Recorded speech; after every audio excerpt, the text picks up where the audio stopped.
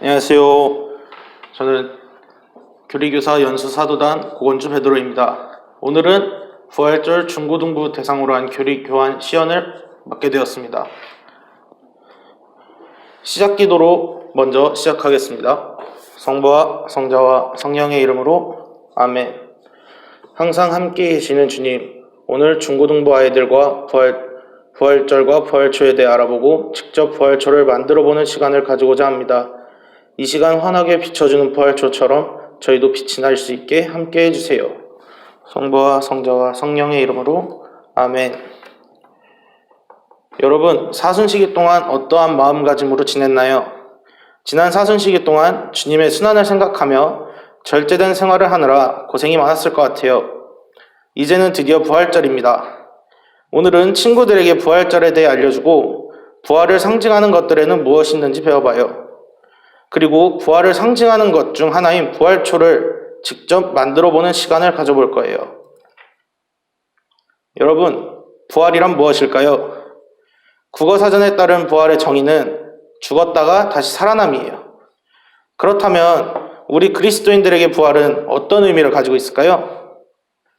우리에게 부활은 잠시 숨이 끊겼다가 다시 살아나는 소생이나 죽은 사람이 다른 몸으로 태어나는 환생이 아닌 완전히 죽은 사람이 신비로운 몸을 지니고 살아나 다시는 죽지 않는 것을 의미해요.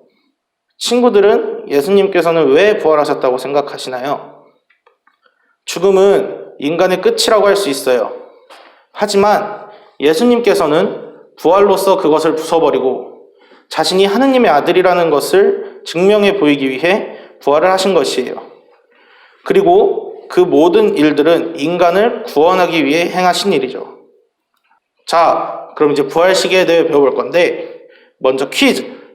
우리가 지금 배울 부활 시기는 언제부터 언제까지를 말하는 것일까요? 네, 정답은 주님 부활 대축일로부터 50일입니다. 먼저 사순시기의 첫날을 뭐라고 부르는지 아는 친구? 맞아요.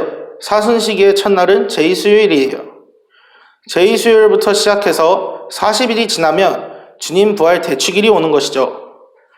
부활 시기는 주님 부활 대축일부터 성령 강림 대축일까지의 50일입니다. 올해는 주님 부활 대축일인 4월 4일부터 성령 강림 대축일인 5월 23일까지 부활 시기입니다. 이제 여러분은 이 50일 동안 예수님의 부활을 기념하고 경축하면 되는 거예요. 그렇다면 이 기쁜 부활을 상징하는 것에는 무엇이 있을까요? 부활을 상징하는 것에는 부활초가 있어요. 부활 성회암 미사 때 신부님이 부활초를 높게 들어올리고 그리스도 우리의 빛이라고 말씀하시는 것을 들어봤죠? 그때 우리 학생들은 어떻게 답을 하나요? 그렇죠. 부활초를 보고 하느님 감사합니다 라고 답을 합니다. 이렇게 빛을 비춰주는 부활초는 파스카 성야 빛의 예식 때 특별한 예식과 함께 축복된 초예요.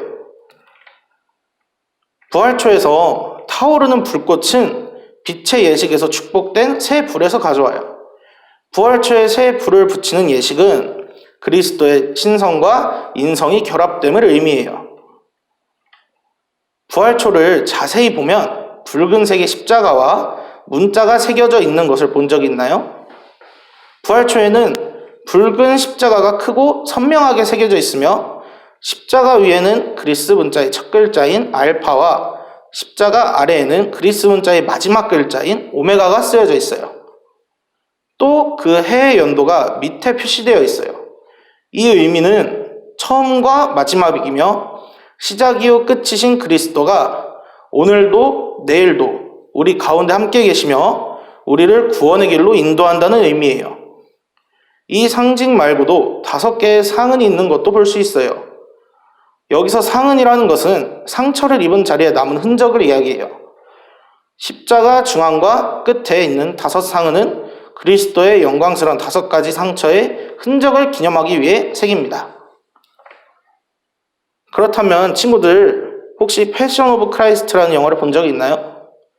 영화를 본 친구들은 혹시 영화 맨 마지막에 예수님께서 부활하시는 장면이 생각이 나나요?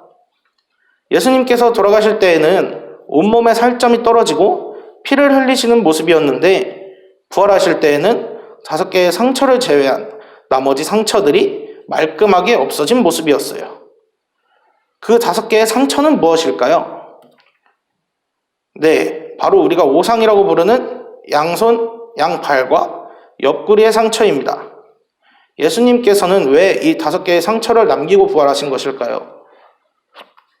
예수님의 제자 중 한 사람인 토마스도 예수님의 손의 못자국을 보고서야 예수님이 부활하셨다는 것을 믿었어요.